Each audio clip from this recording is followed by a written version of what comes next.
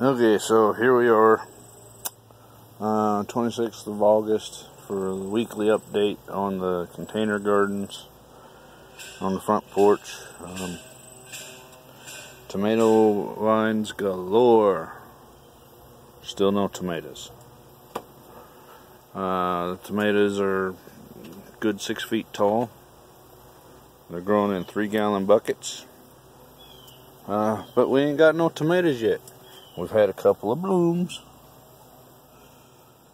that I'm hoping develop into tomatoes, but we ain't got nothing yet.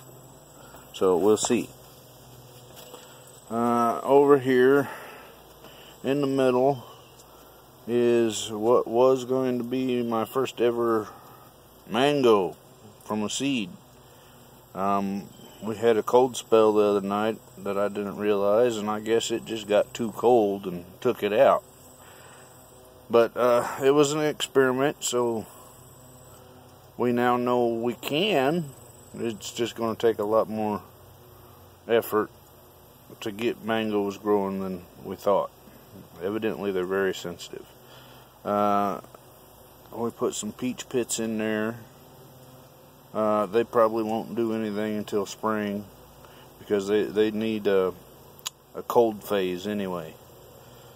Next to them is lemon trees. I cut open a couple of lemons and used them for some cooking, and took the seeds and planted the seeds, and we got some beautiful, gorgeous little lemon trees going. We got some kale come up, and it's starting to do pretty good, and we still got the beets going. Over here we got kale and dill. These look a little droopy because it is the end of August and it is hot here. So, yeah. The baby moringa tree is now, whew, he's up in a walnut tree here. You know, he's a good, I'd say 8-9 feet tall. We're probably going to cut him about here and eat up all the leaves, or dry them out and use them as a supplement powder. I've been doing some studying on moringa on how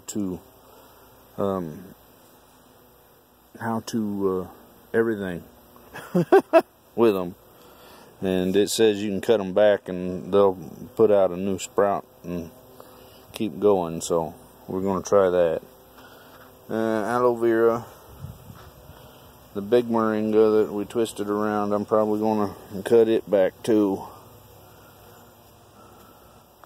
Down here, the beans didn't make it, but the corn and pumpkins are still going, so I don't expect we'll get anything out of them, but who knows? Again, it's an experiment.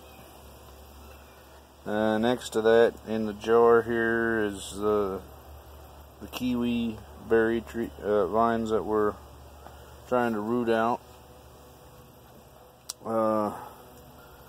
Next to those is the 2 pawpaw trees that I still haven't figured out where I'm going to plant them. I've always known I wanted them, but I just don't know where I'm going to put them. Behind that is the avocado. The avocado is good. Well, it's about 6-8 inches shorter than the little moringa, but it's 7-8 feet tall, somewhere in there.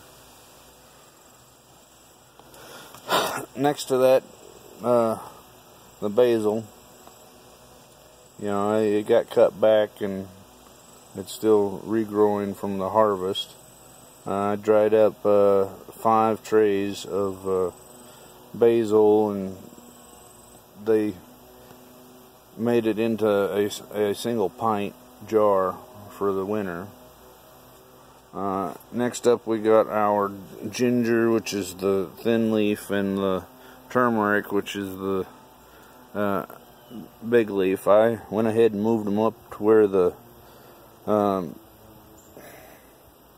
what you call it, the sweet potatoes were. You know, so they can get some sun and everything. These plants, you know, that leaf all the way down, that's 4 feet, easy. But something happened with my ginger, which confused me, and because I didn't think it could happen. If you notice, on this ginger, it's missing some leaves. This ginger over here's missing leaves. And got a half leaf. Well, you can probably see him eating it. Got a varmint eating my ginger. And since ginger is not native around here, I didn't think there was anything that ate it other than people. But I was wrong. We got a caterpillar eating on it. So, well, that's it for a handy redneck, y'all. This little feller is going to be checked out and found out what he is. But I'll talk at y'all later, I guess.